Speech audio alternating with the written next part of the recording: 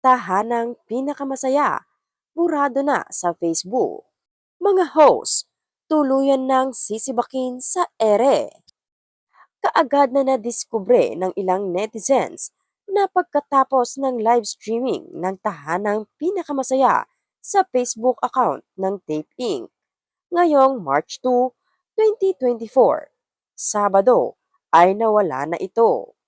Naging palaisipan kung ano ang nangyari, lalo na't ang ibang followers nila ay nag-post sa FB ng sign off.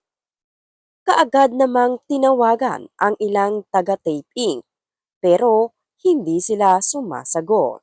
Hindi rin nila sinasagot ang message sa Messenger. Kahit ang isa sa mga host ng tahanang pinakamasaya na si Paulo Contis na hindi naman umiiwas sa panayam, hindi rin sumasagot sa una. Ngayon lang hapon lang siya sumagot at sinabing pag-usapan na lang daw namin sa susunod na linggo. Sinabi naman ng ilang mga taga-GMA na napagtanungan, tuloy pa rin ang tahanang pinakamasaya. Pero, totoo kayang episodes muna ang kanilang ipalalabas sa susunod na linggo?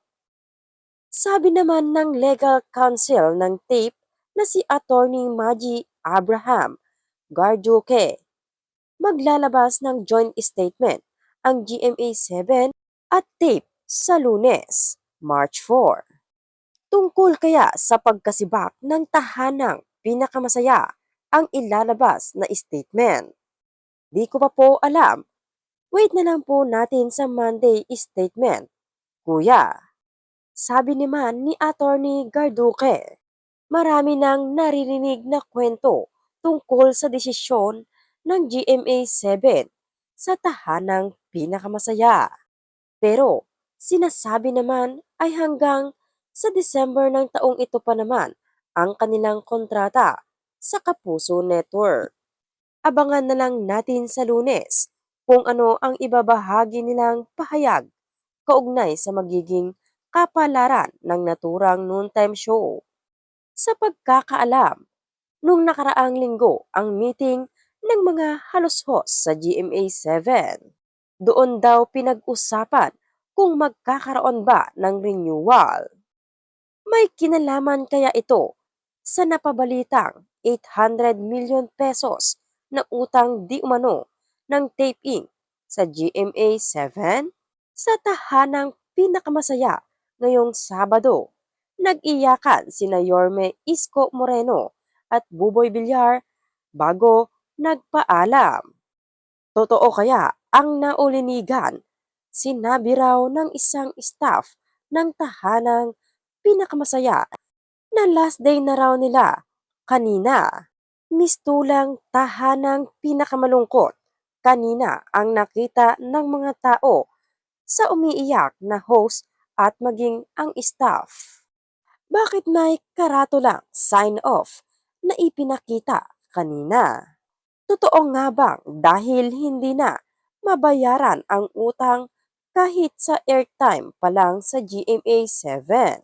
So, hindi ba talaga kumikita ang programa as much para i-absorb ang overhead at utang?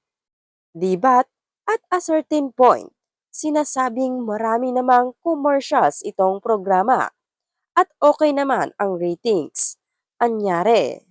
At ang mas importanteng tanong, paano na ang mga taong mawawalan ng trabaho at this point?